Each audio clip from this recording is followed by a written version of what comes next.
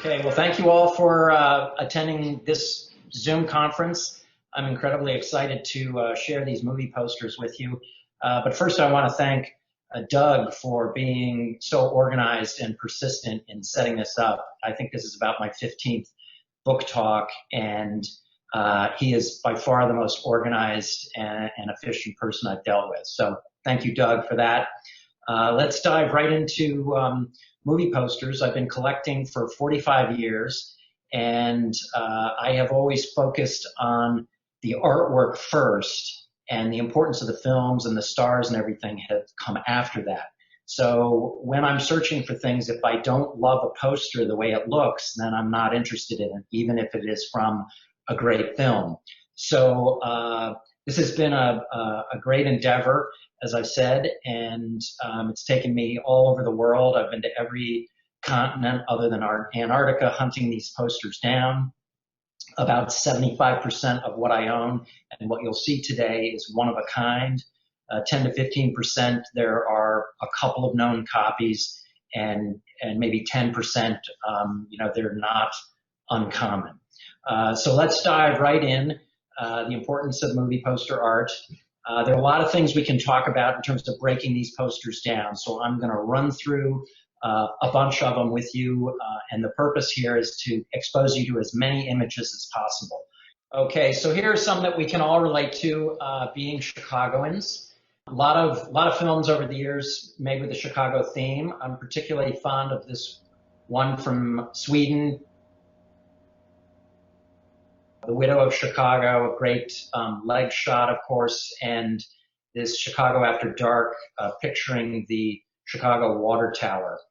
Lincoln, obviously, one of our favorite sons. A lot of films on him over the years. I don't want to talk about politics today, but there were also a lot of films done, these all from the 1930s, on famous presidents. Here are some of the graphic styles that are represented by all my posters. Stone litho.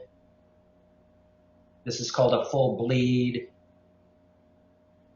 Here's a stock poster, photo offset, sepia, photolithography, montage.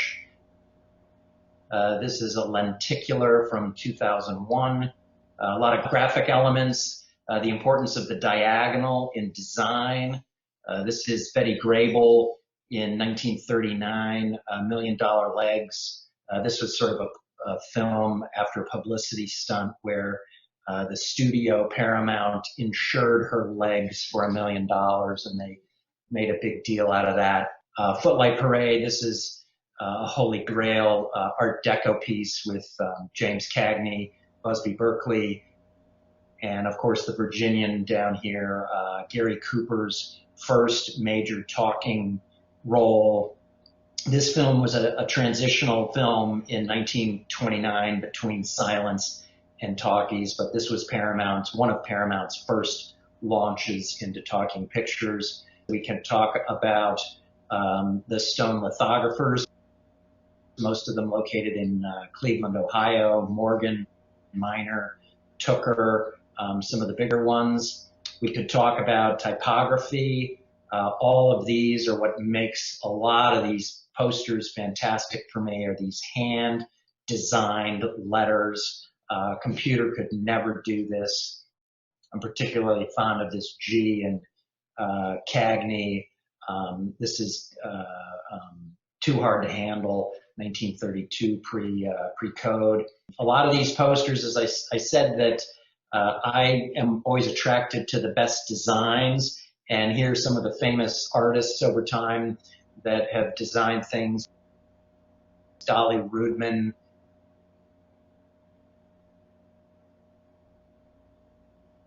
Harrison Fisher, who was a famous caricaturist, did a lot of magazine covers in the 1920s.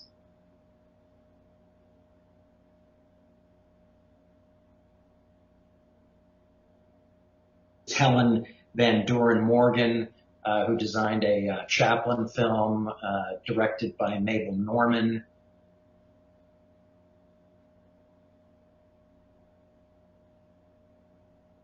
Frank Petty, of course.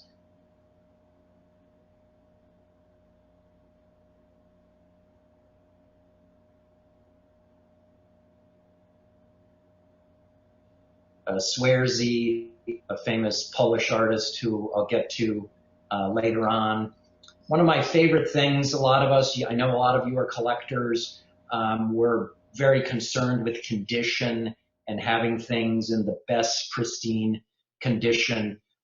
These are posters that I call in the moment, because they have what some people consider imperfections, but what I think they are, they create immediacy, and they put the poster in a specific time and place. This Maurice Chevalier, this is a U.S. window card.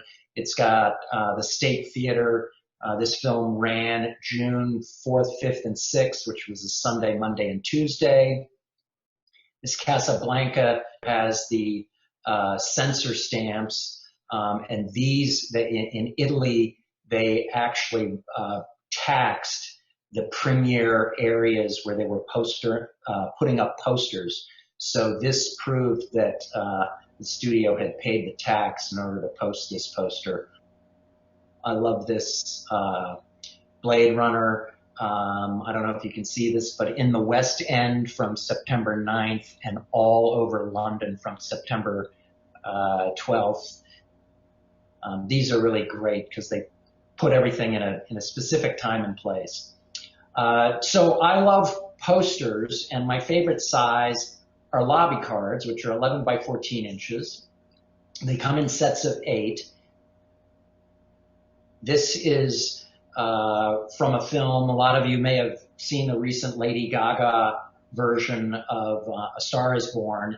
That film was previously made by Barbra Streisand and Judy Garland, and of course Janet Gaynor. In the first titling of that from 1937, she was the first person to win the Best Actress Academy Award in 1928.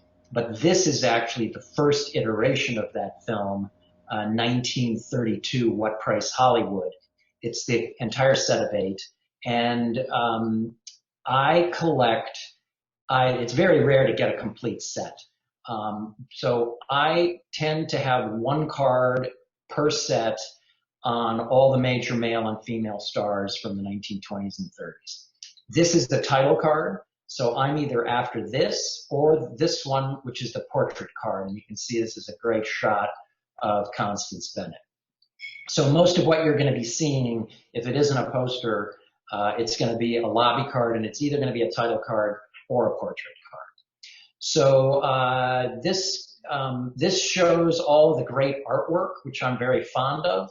You can, I don't want you looking at these images, although you're probably starting to recognize some of these people, but you can see some of this great border art. This Smart Blonde is fantastic. This Fred Thompson with this great colorful deco image. This Braveheart with Rod LaRock, which has this wonderful Indian blanket design, and some of these great deco designs. When it comes to these lobby cards, I'm what is called a completist, and so I want what I consider the best card, the title card or the portrait card, from all of these major stars, and this is how that translates. This is Kay Francis, one of my favorite stars from the 1930s. And what I respect most about her is she took a variety of roles, not just sort of sexy roles, but she was a professional in a lot of her characters. She ran companies. She was a doctor. She had all sorts of professional roles, in addition to being a sex goddess in a few of them, like Girls About Town here with very young Joel McCrea.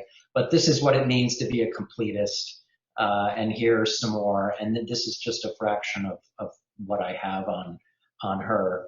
Of course, we could talk about famous directors: Citizen Kane, Rossellini, Luis Buñuel, Joseph von Sternberg, Hitchcock, of course, Frank Capra. This Potemkin is a Dutch poster from Eisenstein, the famous Russian designer. Many of you are in the real estate profession in some capacity. So there are a number of movies about real estate. This one from the 1927 New York film. This was released in Kangarilla, Australia, which is a distant suburb of Adelaide. And you can just imagine this being posted out in front of a movie theater in rural Australia in 1927. This Grand Hotel, German 3-sheet, won Best Picture in 1932, starring Garbo. It's got both Barrymore brothers and an underbilled Joan Crawford.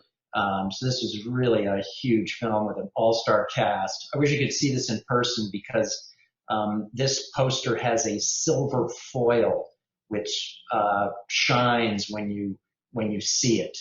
It's just incredible in person.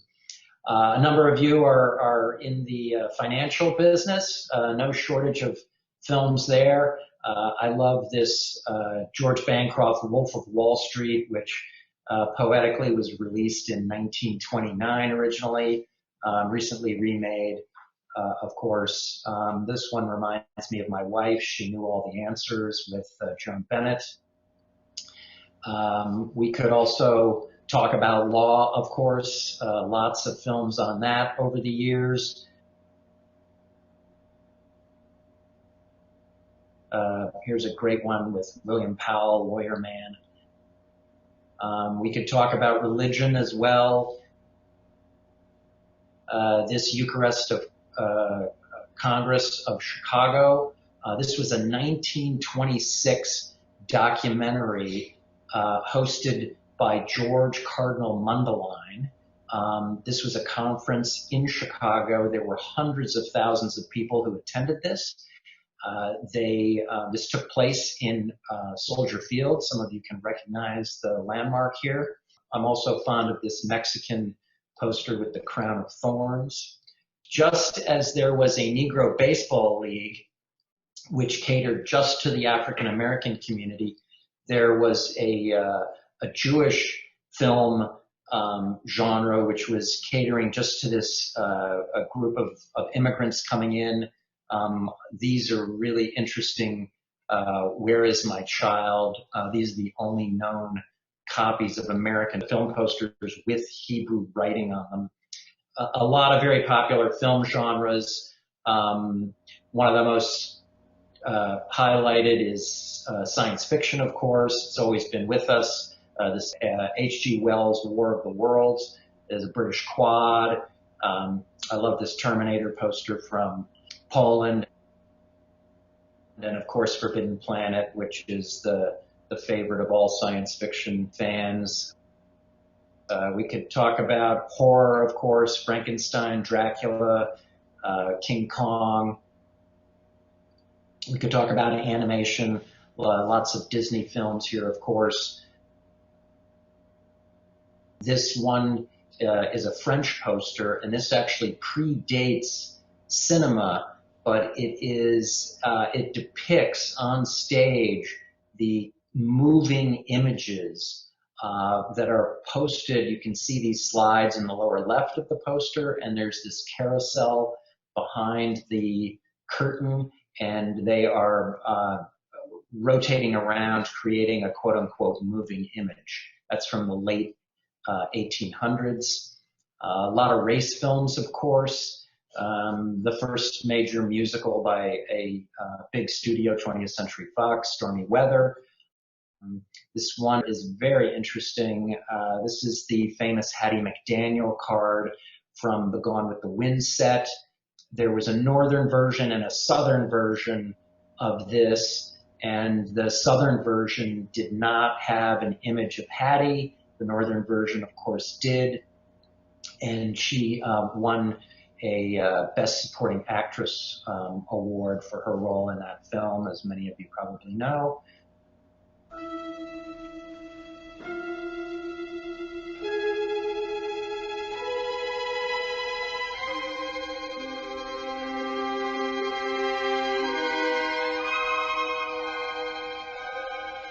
We can talk about comedy, Chaplin, Fatty Arbuckle. Please note the irreverence of this Animal House poster. The Keaton poster from The General, his major film, is a Hap Hadley design.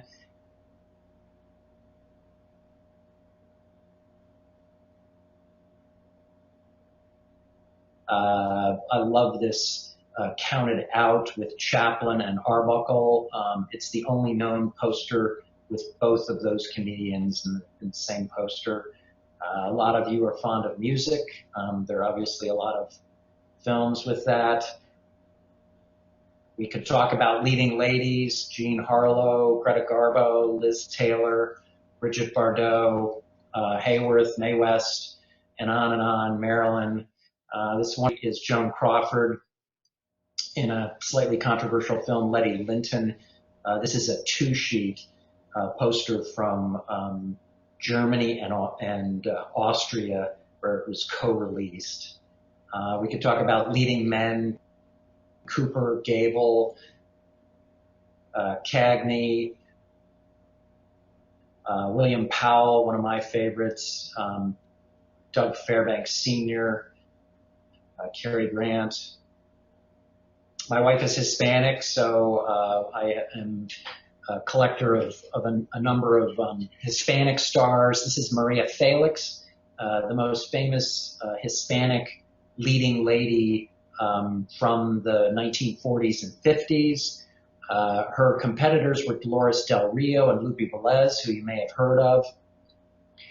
They went to Hollywood hoping to become huge stars, tried to learn English, and had mediocre success.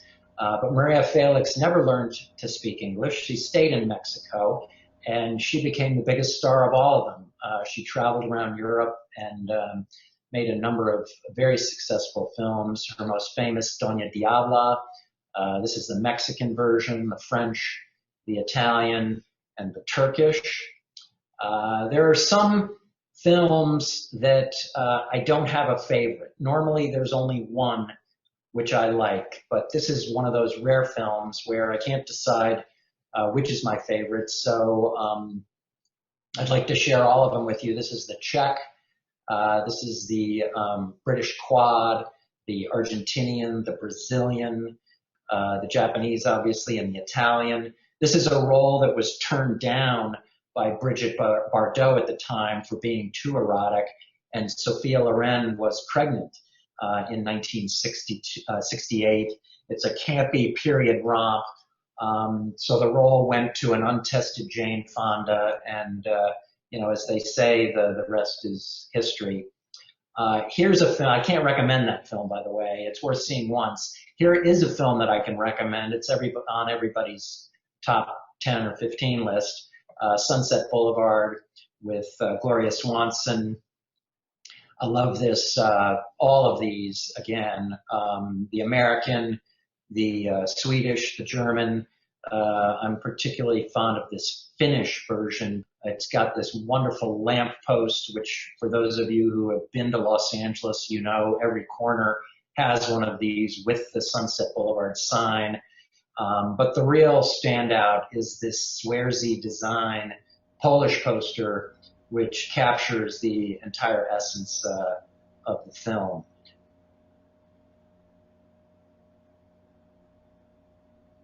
Women empowerment, lot here. This gun crazy who could say no to a beautiful blonde with 2 6 guns and a dangling cigarette. This is a woman that you may not have heard a lot about, but you may soon. These were all directed by Dorothy Arzner. She was the most famous female director in Hollywood in the late 20s and 1930s.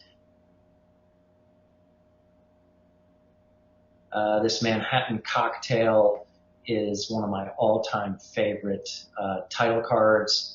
I bought this from a guy at a drive-in theater in 1979 in Hopkins, Minnesota. He had bought a collection in northern Minnesota, and he had so many posters. The entire collection was sold by the pound. It was sold for 5 cents a pound. And his car was so full of posters that it was just barely riding over the tires. It was weighted down so much. Here's Rocky, the American poster. I'm going to try to convince you that foreign posters are better than domestic posters with these examples. Here's the ubiquitous shot of Sylvester Stallone at the top of the steps in Philadelphia that you're all familiar with. Here's the Czech poster and the Romanian poster. And then here's the Polish poster, which takes a whole new twist on this film, which is considered by most a boxing sports film, but it really is a love story. So this is really an intriguing design with these intertwining boxing gloves in the shape of the heart. There are a lot of posters that depict how different cultures look at themselves and define their interpretation of some of these sensitive subject matters. Gigi is one of them. It's a film, I don't know how they would make this film today, but it's a film about an older gentleman and a perhaps too young girl in Spain. You can see that Leslie Caron is a middle school child. In the American poster, she's a woman. You can see she's all dolled up. And then this is the Cuban poster over on the right with this great avant-garde design. Here's another example. I'm sure all of you are familiar with the film on the left here, Psycho. Really, the only thing they give away is this tagline, a new and altogether different screen excitement, which, if you know this film, that really doesn't do justice to this film. I guess I like this kind of fractured titling down in the depiction of the title, but it's really not enough for me. This Hungarian poster on the right, however, really kind of gets to the essence of this film and what's going on in the Anthony Perkins character. So here's a little bit more meat for all of you, because I know you're book lovers, as I am. Here are some examples of where the designers use the actual book in the design of the poster. So you may or may not be familiar with some of these. I'm not. The Little French Girl, I guess they say it's a best-selling book. But of course, Fannie Hurst, Imitation of Life, Anne Vickers by Sinclair Lewis. Here are a couple more. Of course, Edna Ferber, Showboat, Rebecca, Daphne du Maurier, of course, and Somerset Maugham, one of my favorite writers of Human Bondage, Never the Twain Shall Meet. These are all interesting designs. Here, of course, are some great books. And this is really the one I wanted to share with you the most, because these are some of the biggest titles of all time. Daniel Defoe and the Adventures of Robinson Crusoe. This is a serial poster. So there was a different poster for each chapter of the serial. This is the only one that pictures Noble Johnson over here on the right, one of the most famous African-American stars of the time period. Tennessee Williams, Jules Verne, the Japanese 20,000 Leagues Under the Sea, Ernest Hemingway, of course, Farewell to Arms. This is the Mexican poster, For Whom the Bell Tolls. It's the only poster with the actual bell. Shakespeare, of course, and Emily Bront, Wuthering Heights. So these really show how in Hollywood, there are a lot of things that go into a film, but really what it comes down to is it a good story? And So I'm sure all of you have a lot of your favorite films and a lot of your favorite books, and some of them may have been made into films.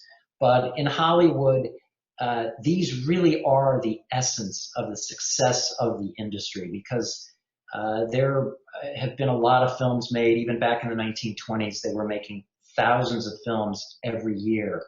But it's really the ones that have a great story, which we remember. So I want to leave you with that, and that, of course, segues into my book, which in itself was a labor of love. And this is something that I've been contemplating and cogitating for decades, and I never really was going to move forward with it until everything was lined up. I needed a great publisher because I wanted a quality that would draw in new people, and I wanted a publisher also who could access non-movie poster people, but people who were in the fine art business. And so this is sold in museum shops, and it's really been fantastic. We got some great quotes. This one from Clint Eastwood, Ben Mankiewicz, who is the host on Turner Classic Movies, wrote the introduction, and so he brought a lot of cachet, and it was important for me to just have these quality controls before I move forward. And this all came together, fortunately, last year, and so I'm hoping you'll love the images in the book as well. So thanks very much, and I appreciate being here. Thanks again, Doug, and I'd love to field some questions from all of you. We're so grateful to Dwight Cleveland for sharing this wonderful talk with us, and I hope you've seen exactly why he's regarded as the premier collector of movie posters, not only in the United States, but in the world. Now, it's a tradition of the Caxton Club to present each of our speakers with one of our own publications. And this is Chicago 101, 101 publications that have influenced the city. This one is personalized, and we'll be getting this to Dwight, along with a list of all the people who were able to attend this particular Zoom presentation. So again, we really are grateful. Before we move to Q&A, Dwight also shared one cartoon that we're going to show you. And by cartoon, I mean it's a print cartoon, so it's not a moving picture. But it really encapsulates something about collectors, something that all of us can relate to.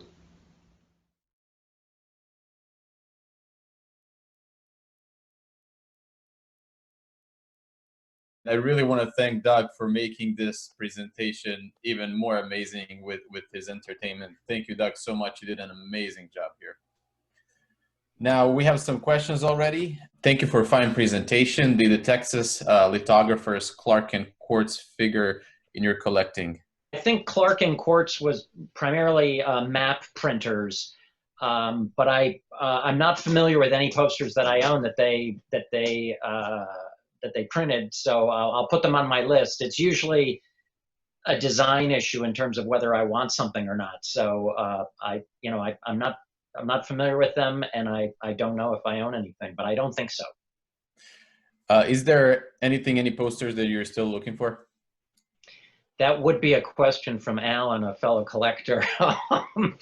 I don't usually talk about what I want because the price usually goes up. So there are a couple things out there, but I'm happy with what I have as a collector now. I've got a ton of stuff. I've seen so many posters over the years. So it's really events like this and the book and the museum exhibition that happened at the Norton last year that are giving me the most satisfaction at this point.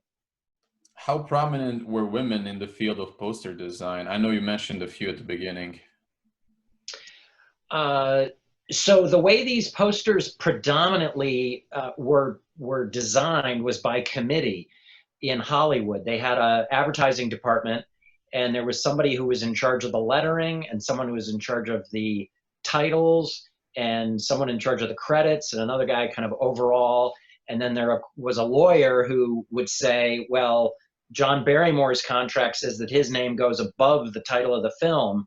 And then there were people, like Betty Davis, whose contract would say their name goes above everything else on the poster. So there were all sorts of design criteria. So to be quite frank, most of the designers of these posters, especially the domestic ones, are not known. We don't know, but presumably there were a lot of women in these departments. The ones that I shared with you with specific signatures on them, and there were some women, a number of them foreign posters, but those are probably 1% of all of the posters that were produced over the years, starting in the late 1800s for film. So there are a couple of females out there, but for the most part, we don't know any of the people who were in these art departments at the major film studios in Hollywood. Thank you. From Steve Hicks, what drove the choice to create such different images for different nations? Yeah, there's a really long answer to that question, but basically the way the studios financed these films was they would sell the distribution rights in foreign countries before the film was even made. And so they would then use that money to make the film. And as a result, some foreign distributor would own the rights to distribute the film in, say, some bundled group of European countries or in Japan, something like that. And so that distributor had the right to make their own posters and either use the studio artwork or create something completely on their own. And as a result, we have some really fantastic designs. Most of my favorite posters, I think it's clear from the presentation, come from foreign countries, particularly in Italy and in Japan. But those were completely independent of the major studios, Paramount and MGM and Columbia and Warner Brothers. The other thing that you've got to remember is that the father of the poster was Jules Charest in France. That's really where stone lithography began. And so the history of poster making in Europe is far different from the United States, where our first posters were really kind of like wanted posters, for Western bandits. But in Europe, they had this long tradition of great artwork that drew people in. You can think Toulouse-Lautrec and people like that. So it was just a completely different tradition, and that's why the European artwork in particular is far better than the domestic. Doug Fitzgerald is asking, can you share a collection story at a book signing, a person who seemed to be homeless and passed a note that said, So, Doug, I want to congratulate you on your acting skills. I knew you were a very talented guy, but that was a great introduction. I love that. When you came back on, I almost didn't recognize you in your silent makeup. So, yeah, I got a lot of great stories and another book in me for sure on acquisition stories. But the one Doug is referring to, I did a book signing down at the Norton Museum when I had my exhibition last year. And it was a great event. I mean, there were like 250 people there. It was standing room only. And the museum sold a ton of books. And I was sitting at this table and people were coming through and I couldn't really see. It was so crowded that I couldn't see anybody really except for the person in front of me or maybe the next person in line. And this thing took, I spoke for 45 minutes and then the book signing took another hour to get everybody through this line. And at the very end of the line, the last guy, who I didn't really see, but the security guards were standing right off to my side because they didn't know what this guy was going to do. But he was a homeless man, and he was very respectful. He waited like everybody else. He was at the end of the line, so he let everyone go in front of him.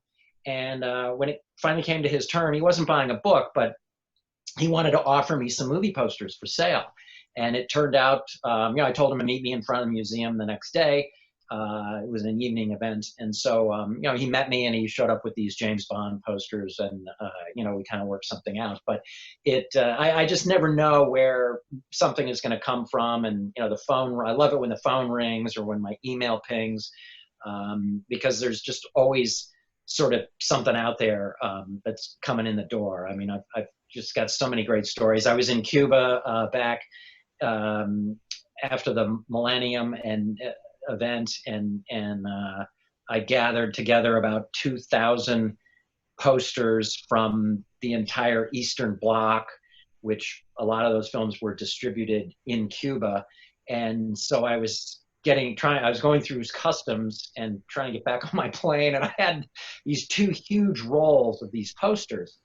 And there's a law in Cuba that called patrimony, which anything related to their history you're not able to bring out of the country. So I had tons of Cuban posters in these rolls, and they're just completely randomly mixed in. And this border guard, they took me down to a room in the basement of the airport, and there were 3 people there interviewing me. And I didn't really speak much English, or much Spanish rather. And every time the guy leafed through these rolls, he would end up on a Russian poster or a Nicaraguan poster or a Czechoslovakian poster. And it was just a complete act of God that he did not end up on one of the Cuban posters, which were prolific in these 2 rolls. But they never seemed to find one. And finally I said, look, my flight's leaving, I've got to get out of here. And they said, all right, fine. And I rolled up my posters and went up and got on my plane. Glad no one ended up in jail. Yeah, I'm very close. From Wayne Padman, we have a question. Sotheby's had an auction this week of James Bond material. I was surprised to see that several 8x10 stills from Dr. No to Goldfinger got bid this high or higher than the posters. What is going on here? Well, some of that was provenance, and there also was the Ursula Andress bikini, that came up at auction, and so that, is a big event. That's probably, I think that's bigger than some of Marilyn Monroe's costumes that she wore. So, this is all just there's a big Bond thing. There's been this whole thing with the delay of, the next one that we're all sort of waiting for with Daniel Craig. And so it's just, it's a lot of it is publicity. And don't tell the buyers of this, but, those prices will never be seen again for stills. I've never considered stills particularly rare. They were distributed to everybody in the press. They put a packet together of hundreds of stills for every film. They were sent to every newspaper guy, every magazine guy, everybody who wrote about film, hoping that something would get published. And it was all part of the ballyhoo of Hollywood. And I can remember in the early days of going into poster shops, and there would literally be stacks of stills 4 feet high lining an entire wall. Millions of stills. And they're just not that rare. They're all out there. So stick to posters. I'm going to go a bit out of order here and apologize. Doc Fitzgerald is asking, do you have any recent acquisitions you'd like to hold up and show us?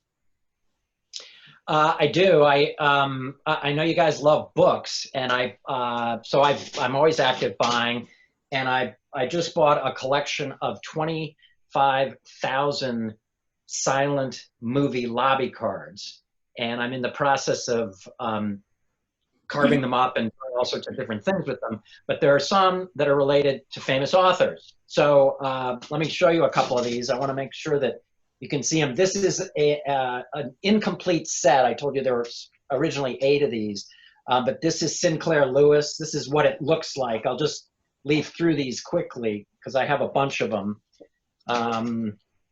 That's that. Here's another Sinclair Lewis from Ghost Patrol. But these are what the scene cards all look like. You can tell they're all different. I have a variety of authors here. These all came from the same collection. Here's Dickens. There are only 2 of those. Here's Henry Wadsworth Longfellow. These are earlier because you can see these are sepia. And here's a super interesting one. This is from F. Scott Fitzgerald, 1920. F. Scott Fitzgerald sort of quote unquote dropped out of Princeton in 1917. This film was released in September of 1920. So in just a couple of years, when he was at a very young age. He had his name on a movie poster. It's just incredible. Here's another one that came from a different collection. I got to stand up for this. Here's James Fenimore Cooper from Deerslayer. This is a 1943 film. You can see it's got the book image on here, which is sort of really cool. And then Doug wanted me to, sorry about this, Doug wanted me to bring out a Holy Grail poster that I got recently. So here is, let me show the whole thing. Wow. This is Zane Grey. Let me get back up here. Whoops. Here we go. So Zane Grey, The Vanishing American. This is from 1925. This was a story that was originally in Ladies' Home Journal in 1922, and then became sort of a controversial book in 1925, and was released that same year. And this came out, I drove to Pocatello, Idaho, a couple of weeks ago to pick that up and some other posters. And what's interesting about it is that I had the woman email me some photos, and there were some D.W. Griffith posters, which were very rare, and really the reason that I went out there to buy this collection. And this, she sent me a photo of, and it was framed and on the wall of her house. And I thought from the photograph that it was a size that's really not that popular, called a jumbo lobby card, which is 14 by 17. And so I really wasn't, when I went out there, I really wasn't expecting to come home with it. But then this is 22 by 28. This is an incredibly rare piece. It's in great condition. It's never been folded. And it's got this great image of Richard Dix, who was a huge star at the time. But when I saw this up on the wall, as soon as I opened up the front door of this house and it was right there, I was like, I'm not leaving without that thing. So, we kind of worked it into the deal, and, that's how it happens.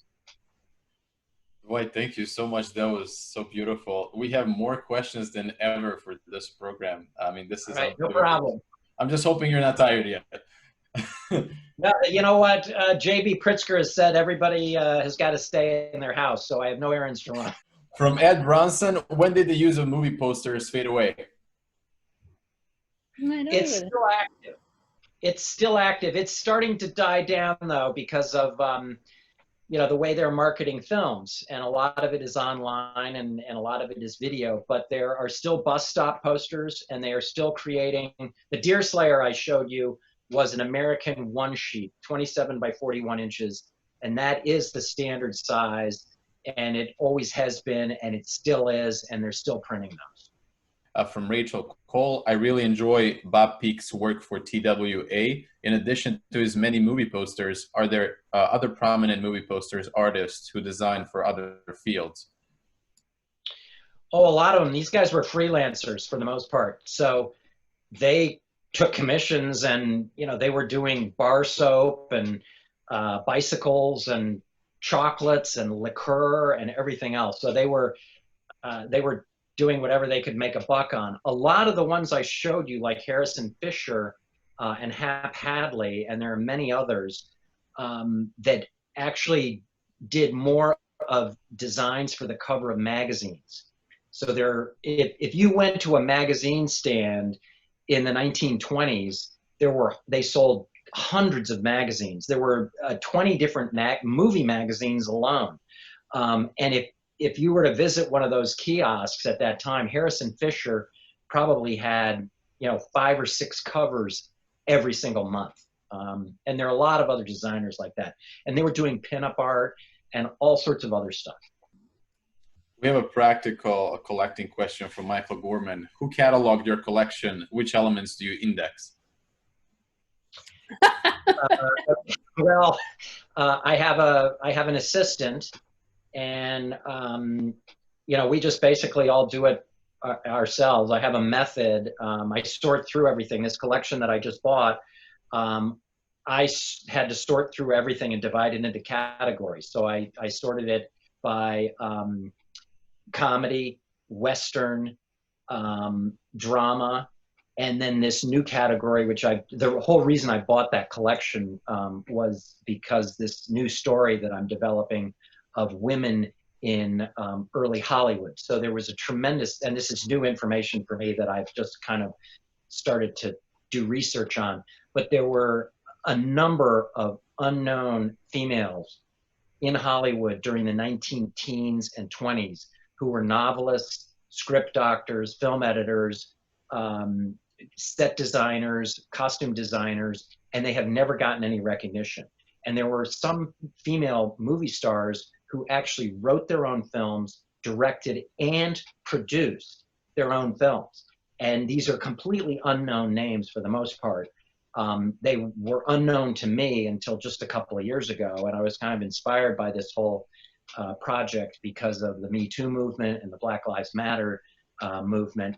And so I basically, sort everything into these categories, and then we alphabetize everything. We do sample photographs, and then really the burden is on me to sit down at the computer, and thank God for Internet Movie Database and Wikipedia and whatnot, because I can look up a film and find out who all these names are. And then I just keep a spreadsheet, and we put the title of the film, the year of release, the stars, and then all the other pertinent information, the director, the producer, all of those same functions, and then the sizes that I have, whether it's a title card, in this case, title card and scene cards.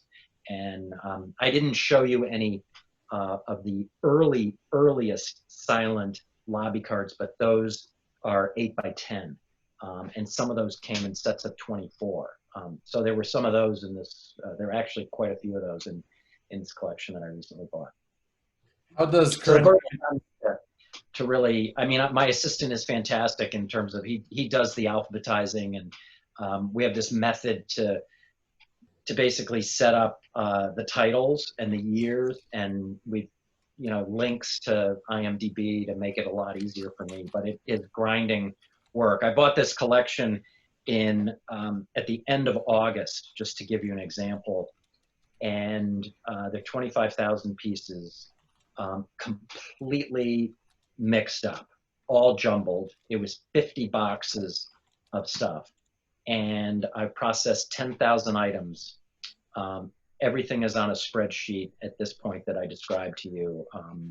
We do not have more than maybe 100 pieces photographed, but we have all the data on it. And it's been 12, 14-hour days just essentially sitting by the computer and grinding this out with IMDb. Thank you. How does current imagery differ from that in the past? Feminist influence, ethnic concerns?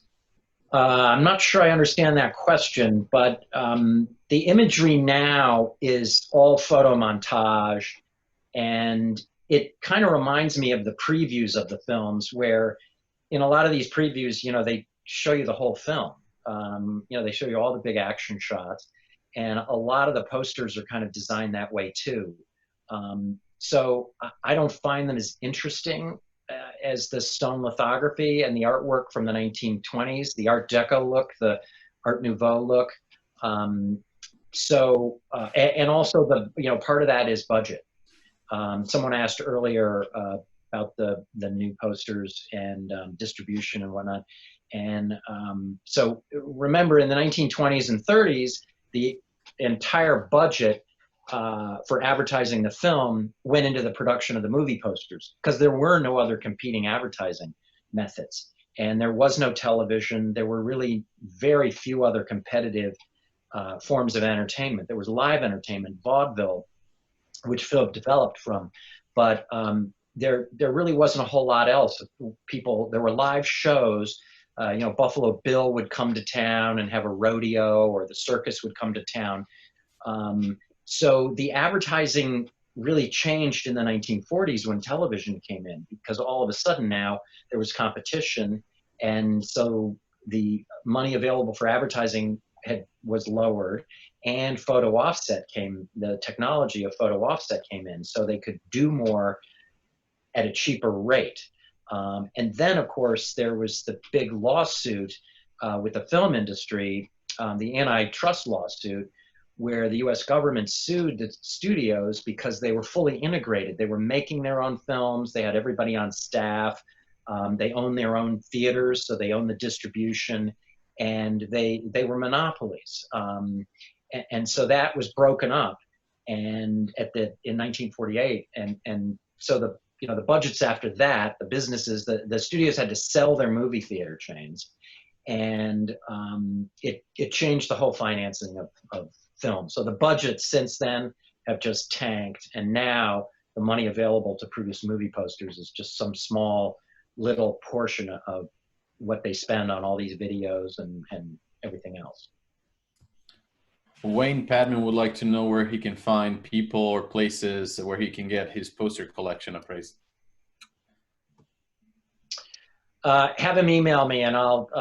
The best guy is a guy named Morris Everett at Last Moving Picture Company in Cleveland, Ohio. And if he can't get a hold of him, have him reach out to me, and I'll get him his email. Thank you. Is this a lost art in terms of actual artisans who can do this? Well, that's an interesting question. If they were given the opportunity, I think artists, come up with some fantastic stuff. And there are a lot of annual events, like annual film events where they have a poster. There are tons of concerts where they're producing posters and whatnot now. So I think there's no shortage of opportunities for artists to display what they can do and use their creativity.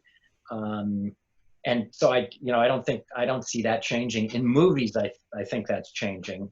One of the things I didn't mention before about the foreign distribution and the distributors having their own control over the poster design. In Eastern Europe, and I did show some, that Hungarian Psycho poster and the Sunset Boulevard, of course, the Polish Sunset Boulevard, and there were a number of others, but we could do a whole thing on Eastern European posters. And there, what's interesting is that the poster artists were extremely avant-garde and creative in getting around the censors. Because remember, there were bureaucrats that were running everything, and I'm talking about East Germany and Czechoslovakia and Russia. And so the bureaucrat can see a movie and they can say, okay, this is inappropriate. But when they look at a visual image, and I'm talking about bureaucrats, they may not have the artistic sense to know exactly what the artist is trying to communicate.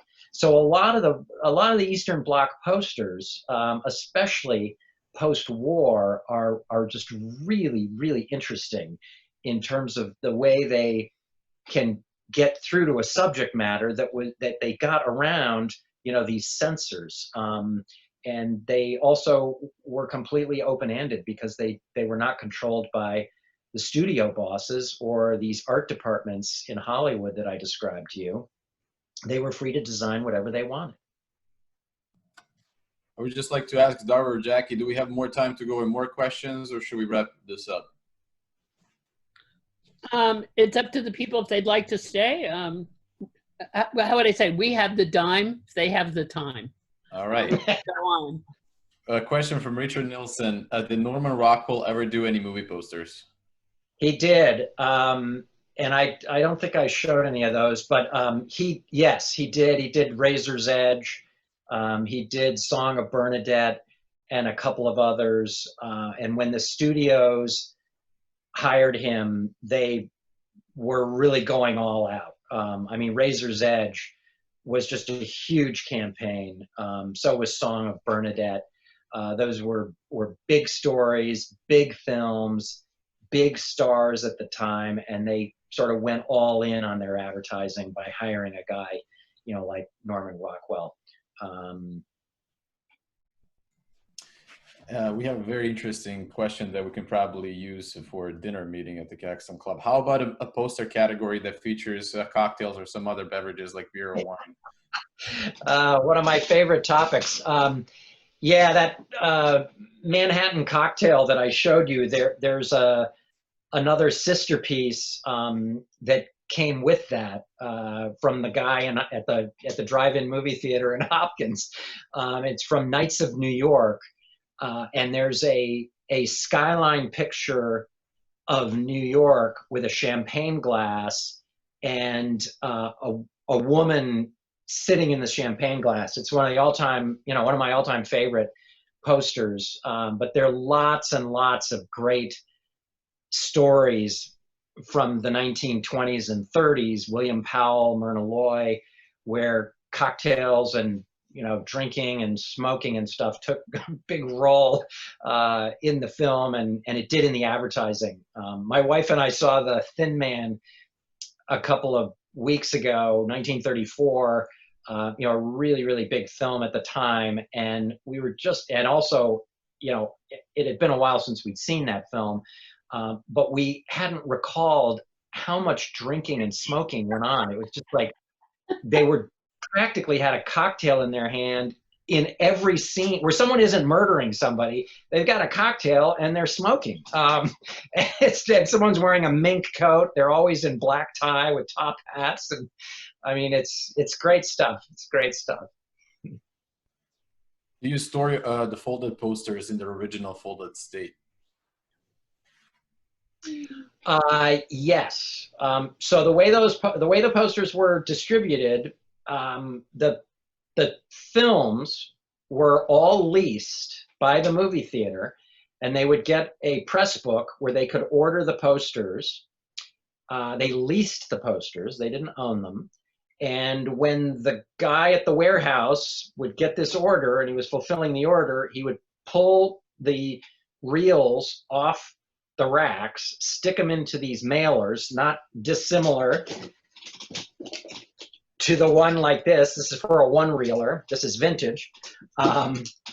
So they would stick the reels in there, and then there was a pocket on the side, and they would put the posters in the pocket.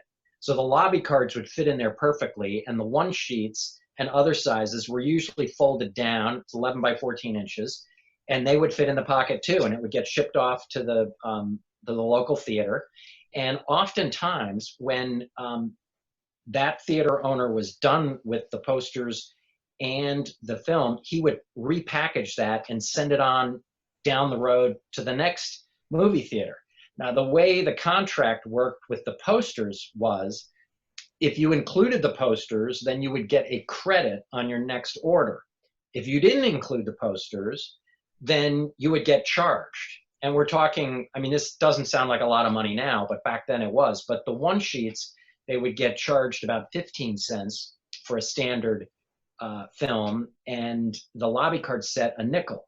And then for bigger posters, 25 cents. It doesn't sound like a lot of money now, but back then it was a lot. So they would generally, if they could, if the poster wasn't fully damaged, by some guy taping it up or nailing it or defaming it in some way, it would get stuck in this pocket and get shipped along. So usually when we find posters these days, they're in two types of condition. A, they obviously have tons of battle scars and they require a ton of restoration. Or, like a number of the ones I showed you, they were never, displayed. Here's this husband hunter. You can see this is from 1920. I mean, this thing is untouched. There's nothing. There are no pinholes. I mean, I'm probably the third person to ever touch this thing. Some guy took it off the printing rack, loaded it in something. It got shipped to the distributor. It sat on a shelf, and it never moved from that shelf until it went to the guy I bought it from, and then it came to me. So, they're sort of like the two extremes in terms of condition. We have a perfect question to end this meeting with from Alan Mellis. When can we expect your next book, Dwight? Do you collect other posters like the Fillmore posters? No, I don't collect any other. Believe me, movie posters keeps me plenty busy. So I don't collect anything else. And I do plan another book on acquisition stories.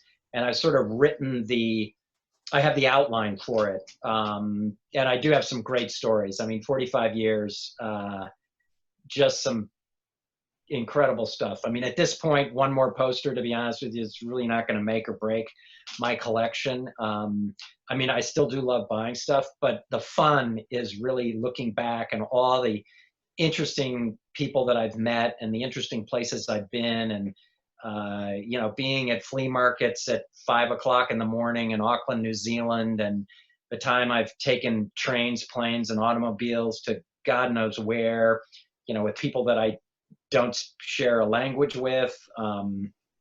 Lots of communist countries where, you know, I described the Cuban thing, but there've been plenty of others where there were guys with guns and everything. And my approach has always been, you know, this is completely harmless. It's I'm not doing anything other than movie posters here. It's very approachable art. It's kind of like the lowest common denominator in the art world, and it doesn't really offend anybody, and no one can take offense. It's not political. You know, it's just harmless fun, if you will. And but there is, you know, there will be another book at some point if we get through COVID.